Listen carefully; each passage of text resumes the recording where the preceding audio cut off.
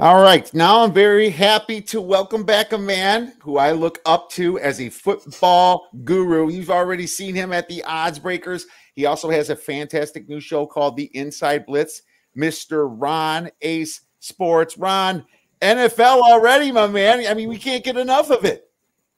There are no days off anymore. I remember just a year ago, the Super Bowl was in January. You got February off. Then you started preparation for the draft. Now we have the Super Bowl. We have the Combine. We have breaking news daily. We even have Bobby Wagner signing about a half an hour ago with the Rams. So there's no time off. You know, I used to be able to turn off Schefter and Ian Rappaport's tweet notifications in the off season, but I can't anymore, especially of how it affects the line. So I'm sitting here during March Madness and seeing all this crazy NFL news. Russell Wilson, just Aaron Rodgers signs, Adams gone, just craziness. And I mean, Carson Wentz gone, and then them picking up where they left off with Matt Ryan. What the heck? Just an amazing bunch of trades and stuff. And yeah, you got to get into it and you got to talk about it. But there's a lot of NFL fans out there, so I'm not worried about it. I think we're gonna have a good time talking. And Ron, we are actually already touched a little bit on our topic today, the Pythagorean win total. Thank you for having me on your show with Chris and Ted, the Inside Blitz. Can you just tell the audience a little bit about that show? Oh, it's something we started off about a month ago. Chris, who I met about a decade ago, and we've become friends, and he really got me from really behind the scenes and me starting to share things that I've learned over my 30, 40 years of experience in handicapping and writing about the NFL. And now we want to share it with the general public and all football fans. We didn't know how much we would do in the off season, but since there's no off season, we're doing this on a weekly basis. So we've talked about free agency already. We're going to be talking about divisions, kind of put a lid on last year. We're going to talk about today's topic like we did yesterday. Thanks for coming on our show. Mm-hmm. Chris led it off, talk about wanting to know a little bit more about Pythagorean theorem principles. And that's really a foundation for starting handicapping. If you're doing divisional handicapping, if you're doing season win totals, if you're looking at individual game randomness and so on, that's what we're trying to do with our show. And we're hopefully going to continue on all the way through the off season, so to speak, off season, and kick right into the regular season. We're very excited about the kind of content that we could produce.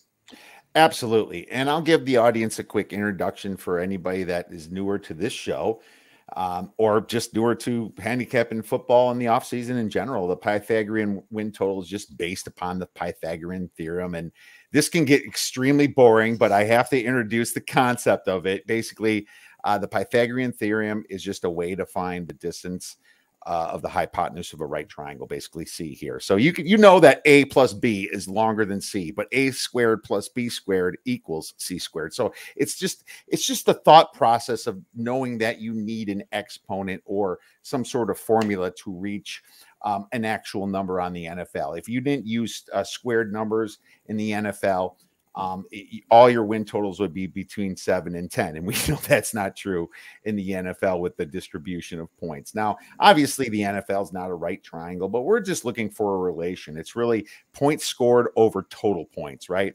I mean, points scored is great if they're more than you give up. If for example, you give up half the points, you're going to have a Pythagorean percentage of more like 2/3, right?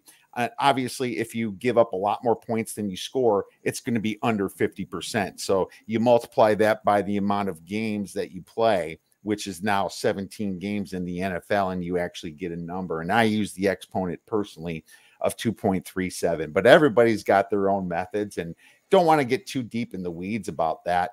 But I wanted to start talking about some of the great things you do, Ron, because I know that you apply some stuff that I've learned about, and you talk a little bit about turnovers, and I'd like you to get into, I guess you can start pretty high level.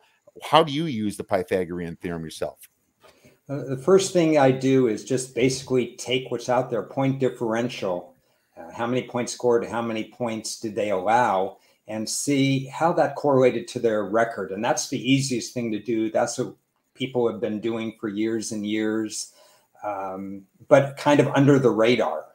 And so if you have a team like last year's Cleveland Browns who won 11 games, but were outscored by somewhere around 11 points, you say, well, wait a second, in a normal universe where everybody was playing all their starters and everybody was trying every week, if somebody was outscored by 11 points, that really is 8-8. So the question then becomes what to do with that data. Are they closer to 8-8? Or are they closer to 11-5? This was with a 16-game schedule in 2020. So you look at the roster, you look at the one-score games, you look at some of the cold weather games they played, which were back-to-back-to-back in freezing weather that year. And you start looking and saying, well, wait a second. I have this data, and it looks more like 8-8 than their record of 11-5. Then I look at their schedule. I'm taking this Pythagorean theorem data, and I'm looking at it with other data points. Okay, has their roster changed? Has their coaching changed? Has the schedule changed? As soon as I came to schedule, things started to change because now they were going to have a primetime schedule. And it's not like Green Bay or New England having a primetime schedule where they're used to it year after year. With Cleveland and the ups and downs and the quarterback being a little more demonstrative and excitable in Baker Mayfield, I'm thinking, well, are they going to meet the challenges of rising to a Monday night game, having a short week of preparation, and then going in to play a non-divisional opponent the following Sunday? And the dominoes just kept on falling one after another. And I'm saying, okay, I have this Pythagorean theorem that can stand on its own. But you asked me about how I incorporate that. And I'm putting in 3, 4, 5 different variables to arrive at what I think is a more definitive conclusion as to where I want to go with them for the next season.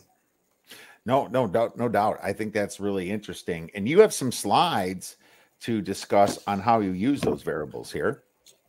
Now, let's talk about the first one, because I first started seeing articles about this about 6 or 7 years ago. And I'm going to be honest with you, Kiev, the first time I saw an article about this topic, I cringed. It's because I don't want anybody to know about this. This is my thing. I've been doing this under the radar. Don't tell people about this. And now it's out there. It's more mainstream. And if you look at season win totals as they come out, even 1 or 2 now, you're going to start to see bookmakers understand what's out there. It's when I say more mainstream, it's not necessarily a good thing, because they're adjusting to what some of the high rollers are thinking, what some of the metrics, everything's analytical these days. That's how Bill James started all this in baseball. And now we've moved on to football and so on. So that's one concept. That's one data point that I want to put out. And then if you look at the data on the second point, you know that Russell Wilson missed 3 critical games last year. You know that Lamar Jackson missed games down the stretch, and all of a sudden Baltimore was out of the playoffs. Right. And then you have to factor in the fact that there are certain games where if you don't play your starters in week 17, a playoff team might lose 27-3. And if you factor in that 17th game, you're going to get a skewed point differential for the season. So you have to go back, take what you have in terms of the data that you can print out on any website, and then do a little bit of tweaking. And then unfortunately, what we're going through right now with what we've talked about with Russell Wilson changing hands, with Tyreek Hill changing hands, Bobby Wagner, you name it, I have a feeling because of salary cap and quarterback guaranteed contracts and everything that Chris and Ted and I talked about just yesterday on our own show, this is not a one-time deal. We're going to see this all the time. And in my way of looking at the Pythagorean theorem and ground rules moving forward, what I now have to do is factor in a person-team fit, factor in how much of a change each roster is going through, because in my mind, it makes a difference. Yeah, 100%. I agree. And massive points there. And you kind of just use your whole formula there when you're kind of coming up with this, an expectation for the wins for next year, correct? Like you kind of, use this data. And then when you find the final changes coming through via the draft, obviously free agency is big, then you know when to fire or not, correct? Absolutely. Sometimes you're firing on spec because a number seems out of whack when the win totals come out. But otherwise, I never want to use just one data point. I want it to be supported by 2 or 3 or 4 other things that point me in one direction. Yeah, it's great to know. And how early do you fire yourself on some of these season win totals? I mean, the first data we have is obviously last year, and that's how we can come up with the Pythagorean theorem before a lot of things have been changed. Ideally, this would happen almost right now, because the draft, as deep as it's going to be, doesn't change a lot of rosters, especially in a non-quarterback driven draft where these guys, it's just not a good quarterback draft. So the rosters, once free agency has started to wind down, they're set now. The only thing that's missing is the schedule and its ups and downs, peaks and valleys. And that used to be in mid-April. But the NFL got this great idea during COVID that we can extend the NFL season to mid-May, and they're now putting it out in mid-May, which means I don't have all the data points. So I'm not going to fire as much. And then I'm also hampered by the fact that I personally live in California, which will probably get legalized betting. Well, they may have to dig me out of the grave before we get legalized betting, unfortunately. You know, California's behind the time. It's so funny.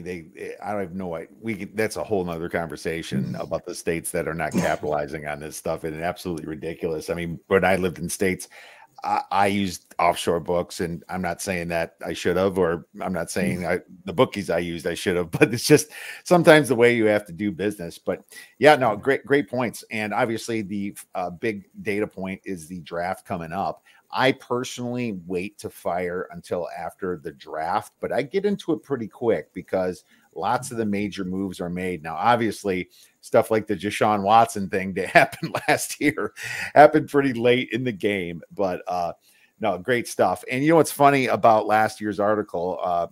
I had an article and I adjusted for 17 games from the data because I had to add the 17th game in there, multiply with a multiplier of 1.0625.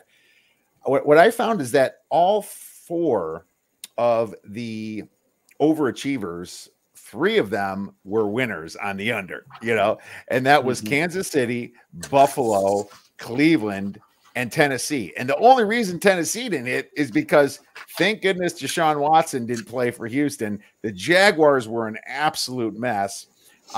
They got 2-0 against the Colts because the Colts had some bad placement when they made them. And the Titans, they were clutch when they played the good teams. They were healthy, and then they got injured at the very end and they got a string of bad teams. So they were very fortunate, Ron, weren't they? Well, trade secret now time. There's 272 games played on the 17-game season. The maximum number of wins you can have, therefore, is 272. And we had 271 last year because Detroit and Pittsburgh, I think, played to a tie. Well, that's sports books value overs. They know the betting public likes overs. So if you take the best numbers that you can get at any sports book or a combination, hopefully you have 2 or 3 or 4 different outs. In Las Vegas, you have much more. You're going to come up with a number that's closer to 280, 282 or something like that. So with Pythagorean theorem, I'm really looking more to bet unders anyway, because like last year, I think I had 9 plays. 8 of them were under season win totals and 1 was over, because I refuse to play overs going against what I think is perceived, extra vigorous that you'd have to deal with. Well, it is extra vigorous because if you add them all up, they go to over 272 games, and that's why right. they already plan on it. So that's very true. You have to be pretty right on an over when that happens. So keep that in mind. Maybe go to your sports book and add up all the season win totals and see what number you come up with, because there's going to be a good chance you can just find out how juiced it is just from those data points. No, that's great stuff, man. So I'm going to get into mine a little bit, Ron. Basically what I do, very similar to you, but I incorporate turnovers for half of what they're worth. The turnover to me is worth between 3.6 and 4 points. I just assign 2 points for a turnover because some of it's predictable. Like we said on our previous show, I'll bet you $1,000 the Packers are positive in the turnovers, and you would never take that bet because you know that Aaron Rodgers is that good of a quarterback. But so some of it's predictable, but some of it's random, especially when it comes to fumbles. And you can get into that a little bit after this. But what I want to show the audience here is kind of what I do. And I factor in for turnovers, meaning if you're positive turnovers, you get a little bit punished because you were somewhat fortunate. And if you're really negative in the turnovers, you are rewarded. And this is my my screen of the article I'll probably be releasing on Monday. So basically, I'm just going to hit the outliers here, which I think is important. So the biggest overachievers I have is the Green Bay Packers, only 9.79 expected wins compared to their 13. I think that the Green Bay Packers were very fortunate last year to play in the division of the Bears and the Lions. The Bears were a very fraudulent team, and they are also, as hard as their schedule was supposed to be, it ended up a little bit easier. They won a lot of close games, and they didn't score a ton of points. As a matter of fact, a lot of the stuff happened at the very end. They ran the clock out, and they're fortunate, but that's why it's the biggest difference. They overachieved by 3.21 games. So this says that they should have only won 9.79 games, which is still a playoff team. But according to with their points scored, taken away a little bit for the turnovers, they're the biggest outlier for me. The next one is the Las Vegas Raiders, and this should be clear to everybody. 7.34 expected wins compared to their 10. They blew it away. They were way under in points last year. If you look at the Raiders, they only scored 374 points and gave up 439, and you can even give them a little back for having those -9 turnovers, and they're still minus 2.66. With the Raiders, the only way I can figure is I think their coach did a really good job, even though he was an intern coach. I thought Piscata, he was fantastic, and so was Derek Carr in the clutch. They won some games, some close games, and they got blown away a lot by teams like the Chiefs. But this was still a fraudulent team according to what they should have done. So there's probably no way in hell I'm going to be running to the window to bet they're over. And I think a under would be a decent look, especially in this division. The Steelers were next, and I had to give Steelers 9.5 wins to get it to 272, just like the Lions. Had to give them an extra half win just to get my numbers straight. But the Steelers, minus 2.59, they won a lot of their games that they shouldn't have as well. They got to capitalize on a very injured Ravens team and a very injured Cleveland Browns team when they played them. So I believe one of their games Baker wasn't even in, or some of their key receivers anyway. I remember the Browns were really beat up at the time. And their schedule ended up easier than people said. They're coming in the year with the hardest schedule. Some of those teams didn't pan out as being all that great. So even with that first stinker against the Raiders, they still barely made the playoffs there. Thank goodness to that tie, kind of putting them over the hump, Ron. And then the Atlanta Falcons is next. 5.16 wins compared to their 7. They were actually positive in the turnover margin, which probably helped them out a little bit. And so crazy wins against the Saints and the Dolphins. And they had somewhat of a medium schedule. It's really crazy that they won 7 games going 1-3 against the NFC East. That blew my mind a little bit, Ron. How do you go 1-3 against the NFC East, be the Falcons, and get 7 wins? So they were overachievers last year. And the Titans themselves were 5th. They, just as everybody said, the eye test, the Pythagorean really confirms the eye test. Minus 1.67 win difference, 10.33 compared to 12. I mean, they, just like I said before, hit the injury bug when they got to the easy teams. They caught a lot of teams sleeping and capitalized. But this team lost to the Jets and the Texans. I mean, if you lose to the Jets and the Texans, that should tell you enough that there's some issues with this team. And I know they probably should have won that playoff game against Cincinnati, but there is absolutely, they're an easy fade for me coming into playoff time anyway. Underachievers, I have the New England Patriots as number 1, 2.12 difference. The Patriots blew out a lot of the bad teams, but just could not beat the very good teams in certain situations, minus the win bowl they had against Buffalo, Ron. So I thought the Patriots underachieved a little bit. the Bills had expected wins of 12.92 compared to their 11. So this was a situation where 5 of the Bills' 6 losses was by 7 points or less, Ron. 5 of the 6. So that tells you if you flip those losses, those games around, they probably would have had more wins, and you might be getting into that point a little bit later. The Seahawks were next, but I will say they should have won 8.9 compared to their 7 wins. Russell Wilson was out for a while. And then when Russ Wilson played, especially at the end of the season, holy cow, did they have an explosion. And they beat the Cardinals when the Cardinals were playing for a playoff position. Had they won, they would have been the division winner and getting in the Rams spot. Yeah. What a massive change for them in that situation. The Denver Broncos were next, obviously, the Teddy Bridgewater and Locke injuries. And then the I actually have them written twice. I believe Philadelphia was next. I'll have to fix that before I publish this article. So that's where I'm kind of at. And this is what the data I'm going to look at when I'm starting to decide how much I'm going to punish teams for strength of schedule or reward them when I compare them to what they gained in the draft, what they gained and lost in free agency and retirement, and come up with an actual season win total myself. So in a nutshell, Ron, that's the overachievers and the underachievers. I think we were pretty close on our numbers, weren't we? We were very close, within a half game of just about all of them. And it's interesting, expounding on some of that. The eye test was obvious for a team like the Raiders. I mean, we don't need the point differential to know that they kind of snuck into the playoffs. And then you get the added bonus that there's a big difference. For example, if you play the AFC South, the top 2 teams are Tennessee and Indy. The bottom 2 teams are Houston and Jacksonville. The Raiders are going to play one of the top 2 teams, and their competitors who got stronger this offseason, Denver and the Chargers, are going to play either Houston or Jacksonville. So you're already dealing with negative value in terms of the Raiders, and now they're going to have to play an opponent that 2 of their other competitors are not going to play. So those are some of the things I look at.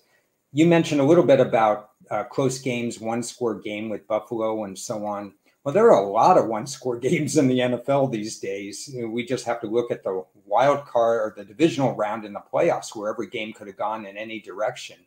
Can you imagine if the Atlanta Falcons won 7 games, and if you flipped their 1-score games, they would actually win maybe 2 or 3 games?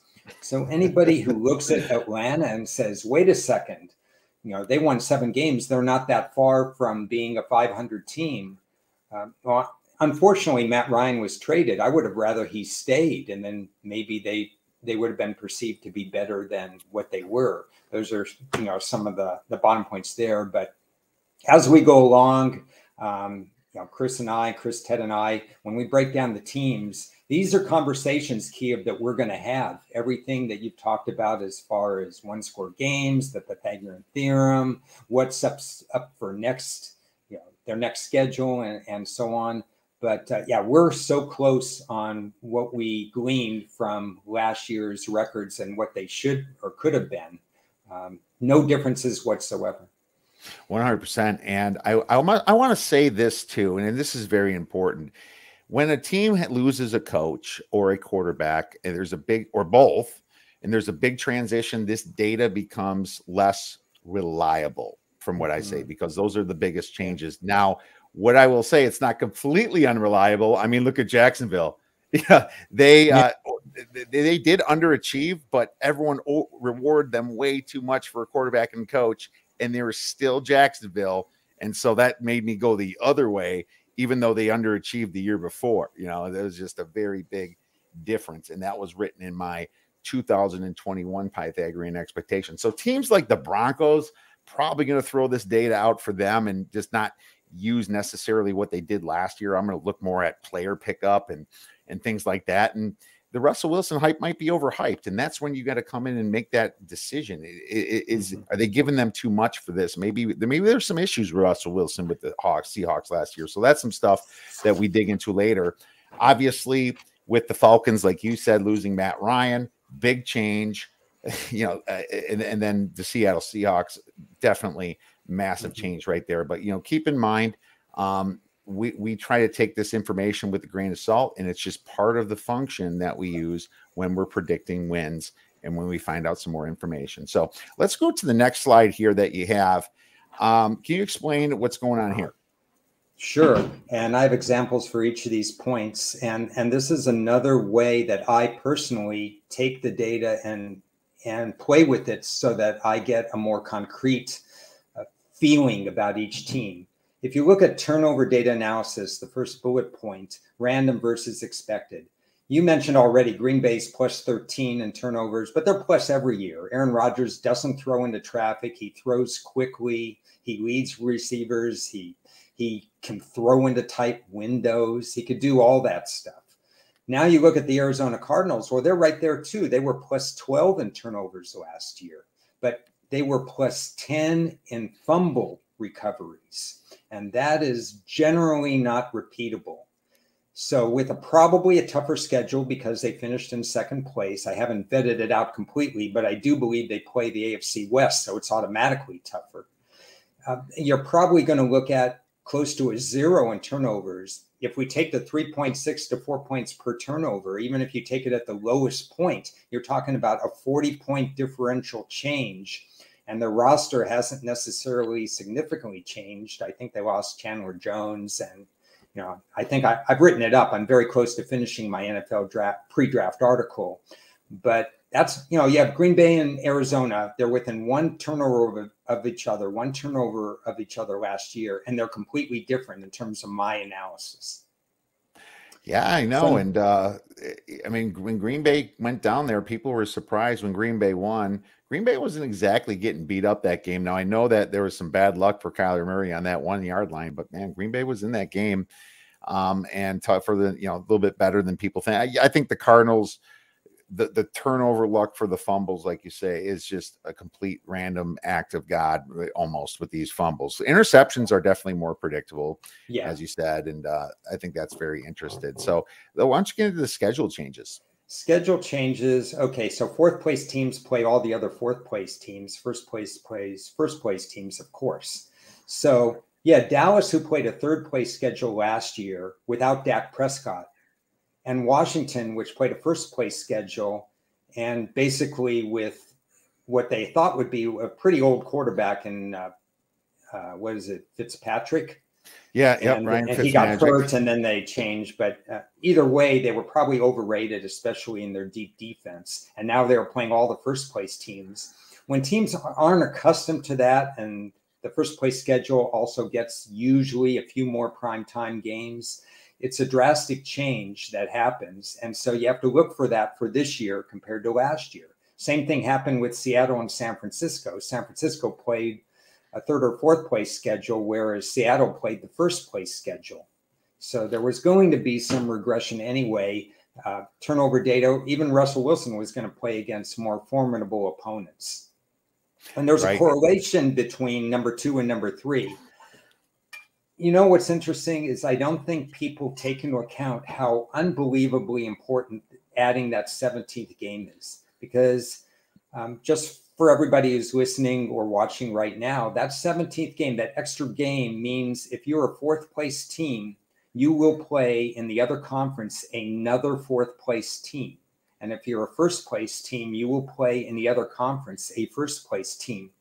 So you play 3 uncommon opponents within the division. So if you're Arizona and San Francisco, you'll play 14 games that are exactly the same, and the other 3 will be different. And moving from 2 first place versus first place teams instead of 3 first place versus first place teams, to me, is a pretty big difference. Amazing difference, Ron. I'm so glad you brought that up, because we call those the at-large games that you get. And it's just like you said, fourth place schedule, first place. I mean, look at San Francisco getting the fourth place schedule last year because they were so injured the year before. And look at Seattle getting the first place schedule and what happened to them. Huge difference in strength there. And I think even though San Francisco was injured for a while, Jimmy G was hurt. Part of their saving grace to get to 10, 11 wins in that massively tough division, hardest one in the NFL, the NFC West, was because of that fourth place schedule and some of those at-large games that, like, we have to remember that. So that's a great point. You know, playing a team like, well, I suppose like the Chiefs, or sorry, the Pack. Let's just do the Packers and the Lions. I mean, that's your difference here between the bottom and that's what it is. Yeah, and it was Chiefs Raiders. The Raiders definitely did a little bit better, but yeah, look at the difference here. It's massive. Tampa Bay versus like Carolina, right? It's just so significant. So great call on all that stuff.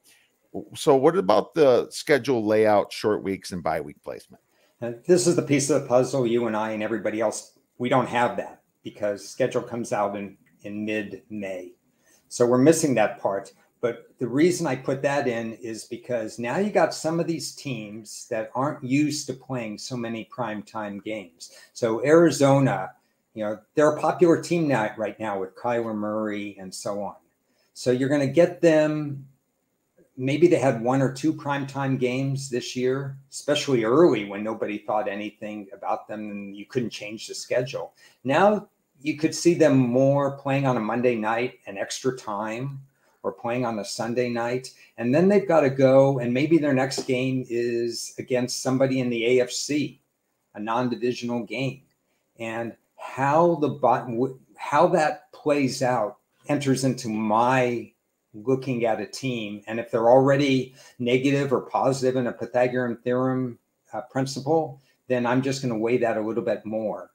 And the bye week placement is interesting to me because I have something that's very important to me, and it was illustrated by the Philadelphia Eagles last year. When you have a new coach, it's very, very important to have an early bye week, in my opinion, because these new coaches, especially if they've never been a head coach, they haven't had the luxury of taking some time off and evaluating during the season what's working and what's not working. And this is just too many things for them to keep track of. Philadelphia had an early bye. I discussed this in the past. They were averaging 22 runs per game in the first 6 weeks. They reevaluated things when they had that week off, whether it was a full bye or a mini bye. They said, wait a second, we have a running quarterback in Jalen Hurts. We have a veteran offensive line. Let's try to maximize our run game. And for the last 11 weeks of the year, they averaged 38 runs per game. That's a massive difference, 23 to 38. They made adjustments because of the early bye week. And so one example, and what I'm going to do is one of the first things I'm going to look at when the schedule layout comes out is new coaches, where's their bye week? That's a great point. I mean, new coaches need that early bye to kind of regroup the team. They're not used to managing personalities on a stressful, long schedule, you know, having nothing to look forward to. There's probably an art to that they don't understand quite yet. So that's a great call on this. Also, you know, some of those sandwich games, if you think that a team that was bad is going to be a little bit better this year and they're in a sandwich, this could be 3 losses in a row for somebody. So I tend to look at some of those spots and see how bad those spots are, you know. Instead going 2 out of 3 is a lot different than going 1 out of 3 in those situations, and could be all the difference to your season win total. So last 2, quarterback changes in a quarterback driven lead and coaching and scheme changes. What do you have to say about that? Well, the point about the quarterback friendly league, okay, quarterbacks, we know the rules favor quarterbacks now. The NFL wants to see points scored. We've seen that rise. We've seen pass percentages rise. You can't hit a quarterback above the knee, below the knee, when they're running, when they're not running. So it matters when a quarterback changes hands. We've talked about Russell Wilson. He's leaving Seattle. That's got to have an effect. But we can also look at it in a coaching aspect too. Urban Meyer was a college coach trying to identify like Lou Holtz and Bobby Petrino and all the failed coaches before him in an NFL environment. He didn't help stimulate Trevor Lawrence's development. He's gone. Now they have a very quarterback-friendly head coach to replace him. So I give a little bit of weight to that, for example. In-season changes and scheme changes are also important. I mentioned last year how don't worry about Kansas City. They had an all-new offensive line at the beginning of the year. They started off a little rough around the edges, Mahomes was getting used to the offensive line. They weren't in cohesion with one another. They had a -9, which actually jumped to a -11 turnover ratio at one point. But they finished pretty flat for the year because everybody acclimated and they were all really good players. The draftees and the free agents they signed, they just weren't ready week one. Take a look at that. You got the Saints moving from Sean Payton, an offensive-minded coach, to their defensive coordinator taking over. You have the flip thing going on with the New York Giants from having a very defensive-minded coach who basically ran quarterback sneaks with their offense. He was fired, and then they put in the Buffalo Bill offensive coordinator, Brian DeBall. So now they have an offensive-minded slant. So these are changes that I pay attention to, and I chart what's going on with who they've added, who they've subtracted before September comes. We might even look at a preseason game or two to see how they're scheming, what they're running. Yeah, Rick, great call. And so I'm going to challenge you a little bit here. I noticed you didn't write skill positions, trenches, or like secondary, for example. So do those factoring just so much less that they're not in your consideration here?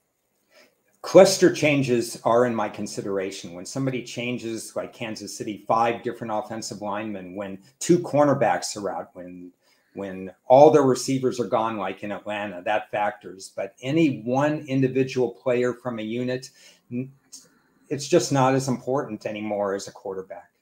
Yeah, I think it's even better to go against the market. The Devontae Adams thing is big, but at the same time, Aaron Rodgers makes those receivers, right? It's not like you can, there's going to be people just fading the Packers, maybe just for that, and maybe just rewarding Denver just based on that. If the other things are not lining up here, then you definitely can't do that.